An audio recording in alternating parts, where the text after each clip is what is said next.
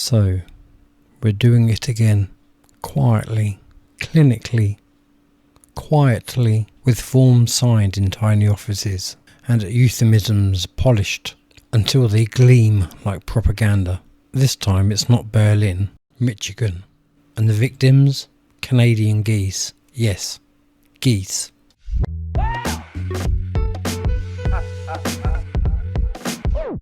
Hello, welcome to the channel. It's me, Kristofer Brooks. I hope everyone's well.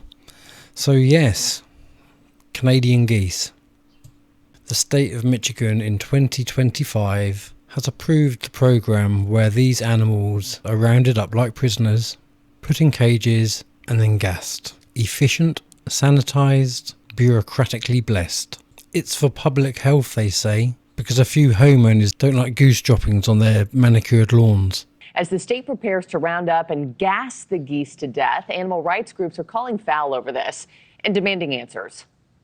Which is it, public health or is it just convenient justification? Michigan residents and animal welfare advocates are rallying against the state's new pilot program that will allow Canada geese to be rounded up into cages and gassed to death. The plan, beginning in June, was approved by the state's Department of Natural Resources in response to an overpopulation of geese. Golf courses, parks, and lake associations say they're a public health risk. But one animal welfare group argues that it's simply vanity and inconvenience driving their motives. In Defense of Animals said this in a statement: "The public deserves a say in how Michigan's wildlife is managed, yet these decisions are being left to a handful of lakefront homeowners who want geese exterminated for convenience." Let that sink in. We are repeating history. Not in its exact shape, granted, but in its philosophy, the same old cold utilitarian calculus. These lives are inconvenient, so let's erase them. The language changes. Pilot program, nuisance control, population management. But the horror, well, that stays the same. It echoes the darkest chapters of the 20th century, when entire groups were labelled as vermin, rounded up and gassed. We swore never again, and yet here we are. You might say, well, they're just birds. But remember this, in every genocide, it started small. Dehumanization begins with language. Then comes the justifying, the paperwork, the fence, the cage, the gas. And now ask yourself, if we can do this to animals in broad daylight with public support, how far away are we doing this again to people?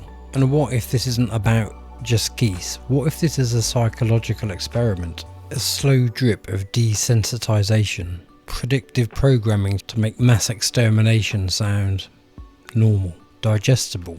A logical solution for an overpopulated planet. Think about that word, overpopulation.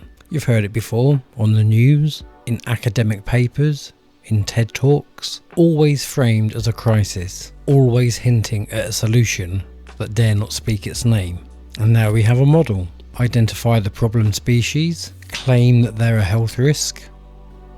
Oh, they haven't been inoculated.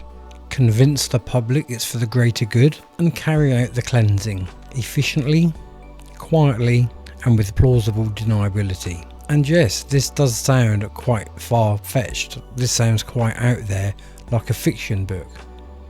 But you only have to look at the last 5 years, especially from 2020 to 2023, to see just how compliant a great percentage of the population were, doing things that were asked of them which were ridiculous, that made no sense at all. And so I ask you, are we watching pest control? Or the rehearsal for something much worse? Because history has shown that if we don't stop the first chamber, there will always be a second. Let me know what you think in the comment section below. Look after yourselves, enjoy your day. Speak to you all again soon. Bye for now.